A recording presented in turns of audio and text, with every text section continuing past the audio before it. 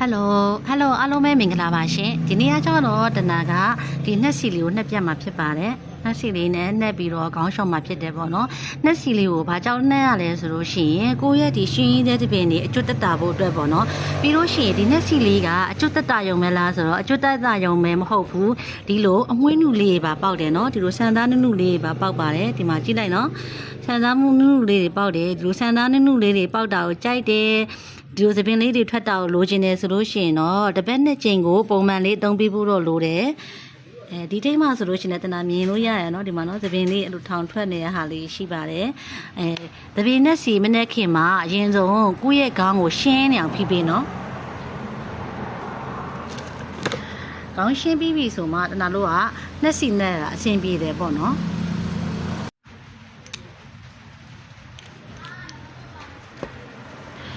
ခွဲချောင်းလေးတွေအရင်လုံးမယ်ခွဲချောင်းလေးတွေလုပ်ပြီးမှခွဲချောင်းလေးတွေအလိုက်ဒီအစီဆက်ကလေးကိုတင့်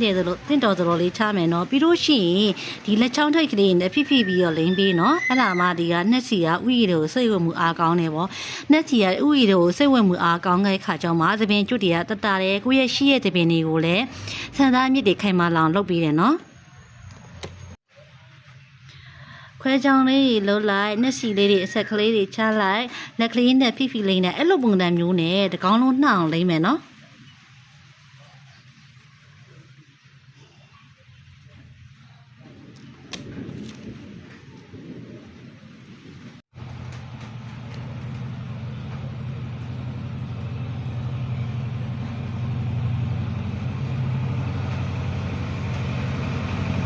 အခုအားကြတော့တနာဒီဥယျာဉ်နဲ့ဆန်သားရဲ့အကုန်လုံးကိုနှက်စီနှက်ပြီးသွားပြီပေါ့နော်နှက်စီနှက်ပြီးသွားပြီဆိုရှင်တနာတော့ကဒီဘူးထဲမှာဆိုလို့ရှင်ဒီလိုအသေးထည့်ပေးထားတယ်ရှော့ဝါကက်အိတ်ကလေးပါနော်အဲ့ဒါလေးကဒီလိုရှော့ဝါကက်လေးပါအစီလိမ့်ပြီးပြီဆိုရှင်ဒီရှော့ဝါကက်လေးကိုစောင်းထားပေးနော်တနာရီလောက်ရှိပြီဆိုမှတနာခေါင်းလျှော်မယ်ပြီးရင်ပြန်လာအခုကတော့ခေါင်းလျှော်ပြီးသားပါပြီခုကဒီသပင်ကလုံးမစိုးမချောက်ချိန်လေးပေါ့နော်မစိုးမချောက်ချိန်လေးမှာဆိုလို့ရှိရင်တနာဟဲရှီယန်လေးကိုလိမ့်မယ်ဒါခေါင်းလျှော်ပြီးရဲ့ချိန်မှာလုံးဝခေါင်းလေးမဖိခေါင်းတစ်ချက်လေးမဖိရသေးဘူးပေါ့နော်သပင်ကလုံးဝရှင်းထွက်နေရတယ်ဒါဆိုတနာနှက်စီရဲ့ခေါင်းလျှော်ရဲ့ဟဲမက်ရဲ့သုံးမျိုးသုံးထားတာပါပြီးရင်ဟဲရှီယန်လိမ့်ပြမယ်ဒါလေးကကြောက်တော့တနာလို့ဒီဟဲကွင်းကုမ္ပဏီကအတစ်ထွက်ထားတဲ့ဟဲရှီယန်ဘူးလေးပါသူဘူးထဲမှာဆိုလို့ရှိရင်တနာဘလာမပါကန်ဆန်းမဲပါတယ်ဘလောက်တနာပေါက်မလဲဆိုတာလဲကန်ဆန်းမဲကိုအတူတူဖောက်ကြည့်မယ်